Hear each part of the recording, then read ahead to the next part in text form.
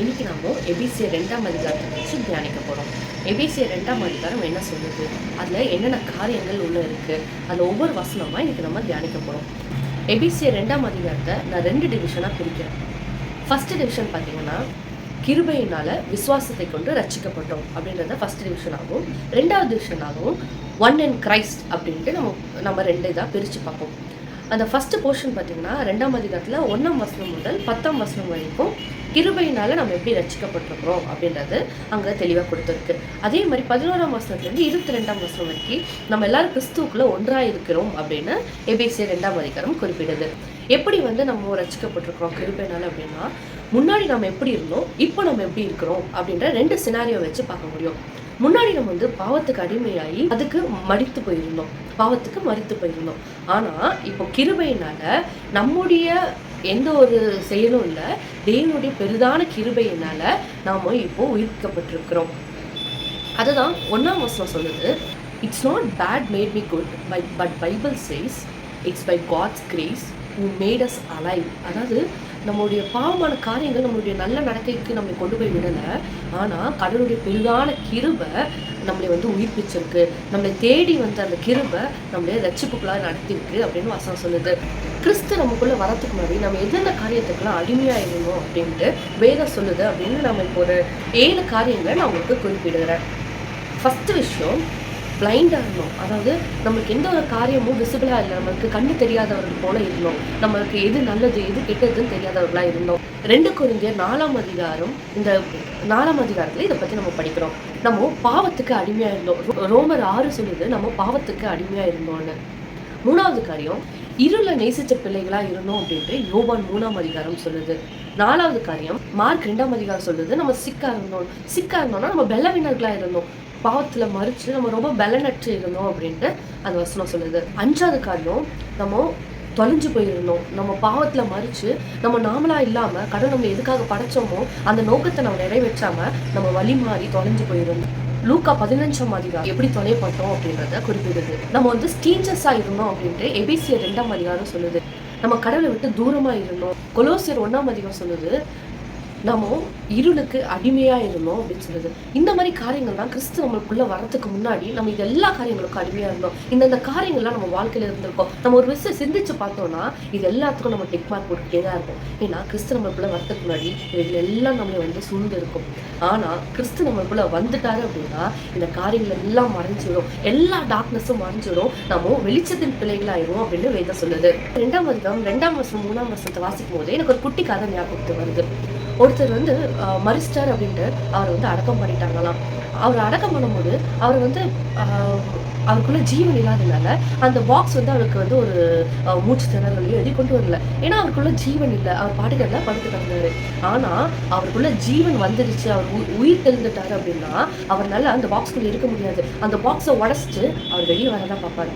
அதே போலதான் நம்ம லைஃப்லையும் நம்ம இருளுக்கு அடிமையா இருந்தோம் அப்படின்னா, இருள் நம்மளை சூழ்ந்து இருக்கும் போது நம்ம பாவம் தான் செஞ்சுட்டு இருப்போம், நம்ம பாவத்துக்குள்ளதான் இருக்கிறோம் அப்படின்ற உணர்வு நம்மளுக்குள்ள இருக்காது. நம்ம பாட்டுக்கு நார்மலா கிடப்போம். எப்படி அந்த மனுஷன் அந்த பாக்ஸ்ல கடந்தாரோ, உயிர் இல்லாம அந்த பாக்ஸ்ல ஒண்ணுமே தெரியாம கடந்தாரோ, அதே போல நம்மளுக்குள்ள உணர்வு இல்லாம நம்ம பாட்டுக்கு ஜாலியா பாவம் செஞ்சுட்டு இருப்போம். ஆனா கிறிஸ்து நம்மளுக்குள்ள வந்துட்டாரு, அந்த புது ஜீவன் நமக்குள்ள வந்துருச்சு அப்படின்னா அந்த ஒரு மனுஷன் அந்த பாக்ஸ்குள்ள இருக்க முடியாம அந்த பாக்ஸ் எப்படி உடச்சிட்டு வெளியே வருவாரோ, அதே போல நாமளும் அந்த டார்க்னஸ்குள்ள இருக்க முடியாம, அந்த பாவ காரியங்கள் நம்மளை சூழ்ந்து இருக்க முடியாம அது எல்லாத்தையும் உடைச்செறிஞ்சிட்டு நம்ம வெளியே வருவோம். ஏன்னா நம்ம கிறிஸ்துவுக்குள்ள உயிர்த்தெழப்பட்டிருக்கிறோம்.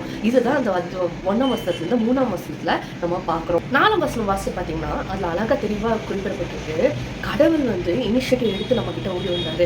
நாம கடவுள் கிட்ட போகணும் இல்லை, அவர் நம்மளுக்காக ஓடி வந்தாரு. அவருடைய அன்பை, பரிபூர்ண அன்பை செலுத்துறதுக்கு நம்மளை தேடி வந்தாரு அப்படின்னு வசனம் சொல்லுது. நாம நினைச்சிட்டு இருப்போம் நம்ம கடவுள் கிட்ட அன்பு செலுத்துறதுனால கடவுள் நம்ம கிட்ட அன்பா இருக்கிறாரு அப்படின்ட்டு. ஆனா வேதம் சொல்லுது அவரை நேசிக்காதவங்க கிட்ட கூட அவருடைய அன்பை லாவிஷா கொடுக்குறாரு அப்படின்ட்டு. எல்லாருக்கும் அவருடைய அன்பை பகிர்ந்து கொடுக்குறாரு. நீங்க என்கிட்ட அன்பா இருக்கனாலதான் நான் உங்ககிட்ட அன்பா இருக்கிறேன்னு இல்லை, நான் எப்பவுமே உங்ககிட்ட அன்பா தான் இருக்கிறேன் அப்படின்ட்டு அவர் அழகா அந்த சொல்றாரு. நாம அதுக்கு வருதி, அவருடைய லவ்க்கு நம்ம வருதி, நான் இதெல்லாம் செஞ்சிருக்கேன் அதனால இயேசப்பா நேசிப்பாரு, நாம அதுக்கு பாத்திரவான் அப்படின்ட்டு நம்ம எண்ணிக்கிட்டு இருக்கோம் அப்படின்னா அது முற்றிலும் தவறு. நம்ம நம்ம கர்ப்பம் தரிக்கும் போதே பாவத்துல கர்ப்பம் தரிச்சிருக்கோம் அப்படின்னு வேதம் சொல்லுது. நம்ம எல்லாரும் வந்து பாவிகளா இருக்கிறோம். ஆனா அவருடைய கிருபை, அவருடைய கிரேஸ் நம்மளை நோக்கி வந்ததுனால நம்ம வந்து இப்போ ரட்சிக்கப்பட்டிருக்கிறோம். அவருடைய அன்பு நமக்குள்ள பரிபூர்ணமா இருக்கு. நம்முடைய செயல் ஒன்றுமே இல்லை. அதை எப்பவுமே நம்ம மனசுல வச்சுக்கணும். நம்முடைய செயல் ஒன்றுமே இல்லை. அவருடைய பெரிதான கிருபைனால நம்ம மீட்கப்பட்டிருக்கிறோம்.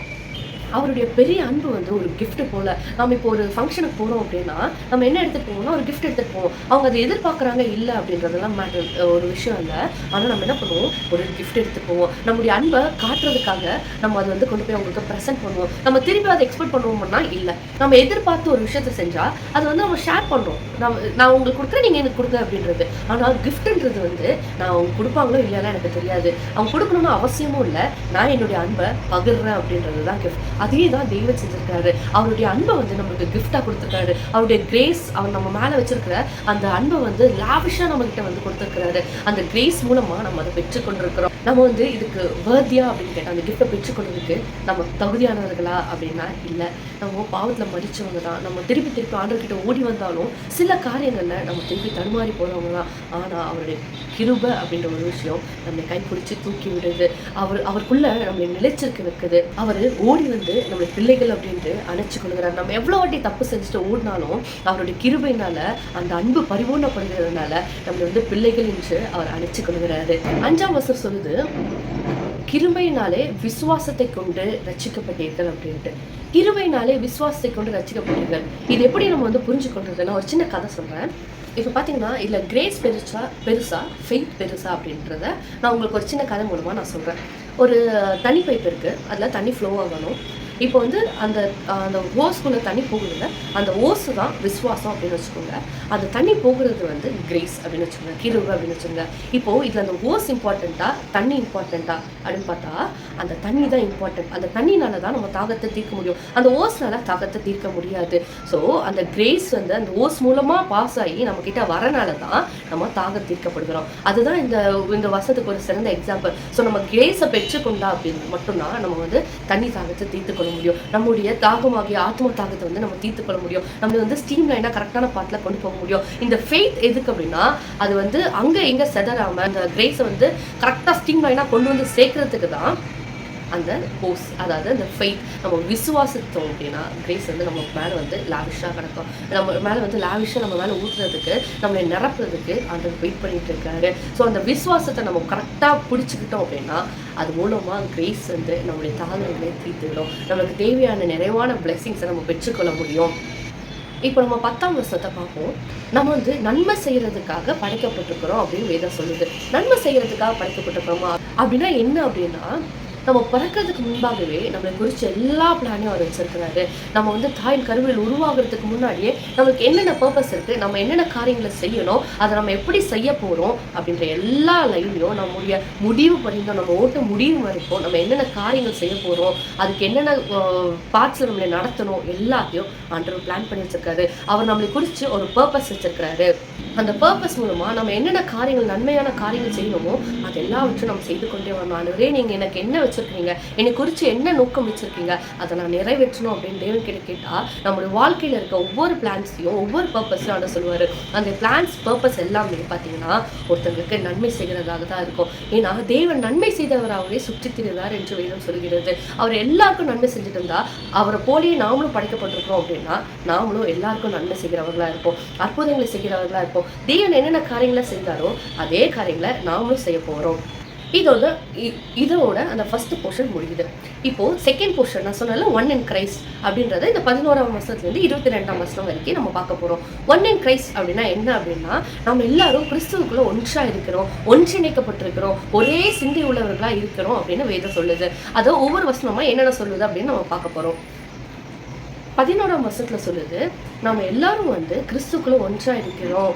யூதர்கள் என்று இல்லை, கிரேக்கர்கள் என்று இல்லை, யாரும் அப்படின்னா டிவிஷன் இல்லை, எல்லாரும் கிறிஸ்துக்குள்ள ஒன்றா இருக்கிறோம். இப்போ பார்த்தீங்கன்னா பழைய ஏற்பாடுலாம் பார்த்தீங்கன்னா ஜூ மக்கள், அதாவது யூதர் மக்கள்லாம் வந்து ரொம்ப ஸ்பெஷலானவங்க, காடுக்கு பிரியமான மக்கள் அப்படின்ற மாதிரி அதில் டிஸ்கிரைப் ஆகிருக்கும். விருத்த சேதனம் பண்ணப்பட்ட மக்கள் அப்படின்ற மாதிரி அவங்கள வந்து காட் வந்து கரெக்டான பாத்தில் கொண்டு போயிட்டு இருப்பாரு. அவங்கள மட்டும் ஸ்பெஷலாக வந்து ஒரு ஃபோக்கஸ்டான பீப்புளாக வச்சிருப்பாரு. ஆனால் நியூ டெஸ்ட்மெண்ட்ல பார்த்தீங்கன்னா அந்த கிரேஸ், அந்த இயேசு கிறிஸ்து மரிச்ச பிறகு அந்த கிருபை நம்ம மேல ஊற்ற பிறகு நம்ம எல்லாரும் ஒன்றா மாறிட்டோம். நம்ம எல்லாரும் தேவனுடைய பிள்ளைகளா மாறிட்டோம். இயேசுவை விசுவாசிக்கிறவர்கள் எல்லாரும் ஆபிரகாமுடைய சந்ததி அப்படின்னு வேதம் குறிப்பிடுகிறது. நம்ம எல்லாரும் கிறிஸ்துக்குள்ள ஒன்றா இருக்கிறோம். கிறிஸ்துடைய பிள்ளைகள் என்று அழைக்கப்படுகிறோம்.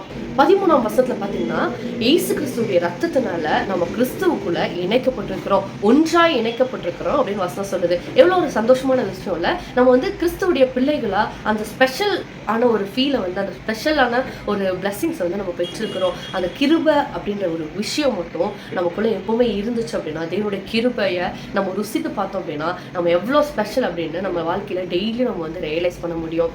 14ஆம் வசனம் சொல்லுது, நம்மளுக்கு எல்லா மக்களுக்கும், அந்த ஸ்பெஷல் பீப்புளுக்கும் மற்ற மக்களுக்கும் நடுவில் இருந்த ஒரு வால் உடைக்கப்பட்டுருச்சு அப்படின்னு. அவர் எல்லாருக்காகவும் ரத்தத்தை சிந்தினாரு, எல்லாருக்காகவும் மறிச்சாரு, எல்லாருக்கும் அந்த கிரேஸும் அவருடைய அன்பும் லாவிஷா எல்லார் மேலேயும் எல்லாருக்கும் கிடைச்ச பிறகு அந்த நடுவாப்புல இருந்த சுவர் உடைக்கப்பட்டு விட்டது. அது உடைக்கப்பட்டதுனால எல்லாரும் இப்போ அவருடைய பிள்ளைகள், அவருடைய நாமத்தை ஏற்றுக்கொண்டவர்கள் எல்லாரையும் அவருடைய சொந்த ஜனமா பார்க்கறாரு அப்படின்னு வேதம் சொல்லுது.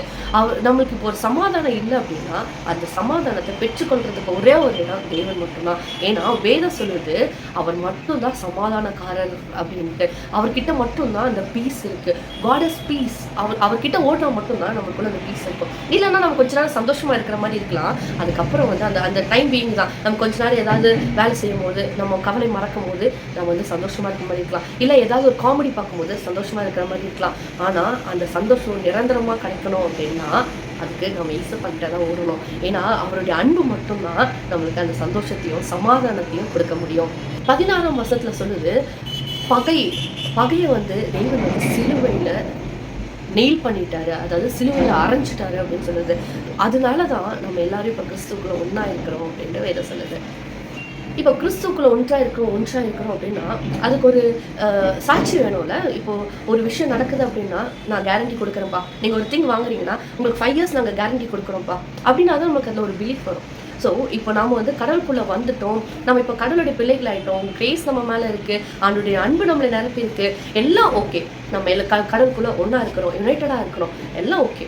ஆனால் அதில் எப்படி விசுவாசிக்கிறது அப்படின்றதுக்கா அப்படி நம்ம கேட்டோம் அப்படின்னா, 17ஆம் வசனத்தில் சொல்லுது, அவர் பரிசுத்த ஆவியானவரை நம்மளுக்குள்ள சீல் பண்ணி வச்சிருக்கிறாரு அப்படின்ட்டு, முத்திரை போடப்பட்டிருக்கிறது அப்படின்ட்டு. நமக்குள்ள பரிசுத்த ஆவியானவர் முத்திரையாக சீல் போடப்பட்டு நம்மக்கிட்ட இருந்து அவரை எடுக்க முடியாது. நம்ம ஒன்ஸ் ஆண்டருக்குள்ள வந்துட்டோம் அப்படின்னா பரிசுத்த ஆவியானவர் நமக்குள்ளதான் வாசம் பண்ணிட்டு இருக்காரு. நம்மளுக்கு எது நன்மை, எது தீமை, எது நம்ம செய்யணும், எது செய்யக்கூடாது அப்படின்ட்டு நம்மளுக்கு உணர்வுள்ள இருதயத்தை நம்ம கிட்ட பேசிக்கிட்டு இருக்கிறாரு, நம்ம கிட்ட சொல்லி கொடுத்துட்டு இருக்கிறாரு. 20ஆம் வசனம் சொல்லுது, அவரே மூளைக்கல், கிறிஸ்துவே மூளைக்கல். ஒவ்வொரு இப்போ பில்டிங் கட்ட போகிறோம் அப்படின்னா அந்த மூளைக்கல் ரொம்ப இம்பார்ட்டன்ட். அதுதான் பேஸாக இருக்கும். அது மூலமாக தான் நம்ம அந்த பில்டிங்கே ஸ்ட்ராங்காக இருக்கும். அதே போல் கிறிஸ்து மூளைக்கல், அதில் இருக்க அப்போஸ்தலர்கள் அதில் இருக்க ஸ்ட்ராங் ஃபவுண்டேஷன், அதில் இருக்க அந்த பீம்ஸ், காலம்ஸ், இந்த மாதிரி ஸ்ட்ராங் ஃபவுண்டேஷன்ஸ் அப்போஸ்தலர்கள், ப்ராஃபிட்ஸ், அதில் இருக்க பில்டிங் நம்ம தான். நம்மளுக்குள்ள கிறிஸ்து வாசமாக இருக்கிறார். ஸோ நம்ம எல்லாரும் யுனைட்டடாக ஒரு பில்டிங்காக கட்டி ஒன்றிணைந்து இருந்தால் தான் கிறிஸ்துக்குள்ள நம்ம ஸ்ட்ராங்காக இருக்க முடியும். அவர் சொன்ன காரியங்களை நம்ம கற்றுக்கொள்ள முடியும், அவர்படி நம்ம நடக்க முடியும். ஸோ மூளைக்கல்லாக கிறிஸ்து நம்ம வாழ்க்கையில் இருக்கணும். நம்ம மூளைக்கல்லாக கிறிஸ்து நம்ம வாழ்க்கையில் இருந்தால் நம்மளை யாரும் அசைக்கவே முடியாது. ஏன்னா நம்ம ஸ்ட்ராங்காக இருப்போம். நம்ம பில்டிங் எந்த காரணத்துலையும் அசைவே படாது. தெய்வன் நம்ம ஒன்றே ஒரு விஷயம்தான் கட்டியமாக பிடிச்சிக்கணும், என்னன்னா அவருடைய கிருபை. விசுவாசத்தை கொண்டு அவருடைய கிருபையால் நம்ம ரட்சிக்கப்பட்டிருக்கிறோம். நம்மளுடைய விசுவாசம் தான் மெயின் அப்படின்னு நம்ம அதில் நினைக்கவே கூடாது. ஏன்னா விசுவாசன்றது அந்த வாட்டர் போகிற அந்த பைப் மாதிரி தான். அதனால நம்மளுடைய தாகம் தணிக்கப்படாது. அதுக்குள்ளேருந்து வருகிற அந்த வாட்டர், அதாவது ஜீவ தண்ணியால தான் நம்மளுடைய தாகம் தணிக்கப்படும். அந்த கிரேஸை நம்ம ருசித்து பார்க்கணும். அவருடைய அன்பை நம்ம ருசித்து பார்த்தோம் அப்படின்னா நம்ம வாழ்க்கையில் நம்ம இடரவே மாட்டோம். ஏன்னா எல்லா நேரத்திலையும் அந்த அன்பு நம்ம கூட இருக்குது அப்படின்றத நம்ம ஃபீல் பண்ண முடியும். அந்த அன்பை விட்டு நம்ம எங்கேயும் வழி விலகி போக மாட்டோம். ஏன்னா ஒரு ஸ்வீட்டான ஒரு காரியத்தை நம்ம ருசித்த பிறகு அதில் விட்டு நம்ம போகுமா? நம்மளுக்கு பெஸ்ட் ஃபேவரட்டான ஒரு திங் இருக்குது அப்படின்னா நம்ம அதை விட்டு மாற மாட்டோம். ஏன் அப்படின்னா அதுதான் எனக்கு ரொம்ப பிடிக்கும் அப்படின்னு. அதே மாதிரி தான் அந்த ஸ்வீட்னஸ், காடுடைய ஸ்வீட்னஸ், அந்த கிரேஸை நம்ம ருசித்து பார்த்துட்டோம் அப்படின்னா அதை விட்டு நம்ம வழி விலகியே போக மாட்டோம். ஏன் அப்படின்னா அதோடைய டேஸ்ட்டை வேறு யாரும் கொடுக்க முடியாது, வேறு எந்த சூழ்நிலையும் நம்ம பெற்றுக்கொள்ள முடியாது. அதுதான் பெஸ்ட். ஸோ நீங்களும் ருசித்து பாருங்கள், தேவனை பற்றிக்கொள்ளுங்க.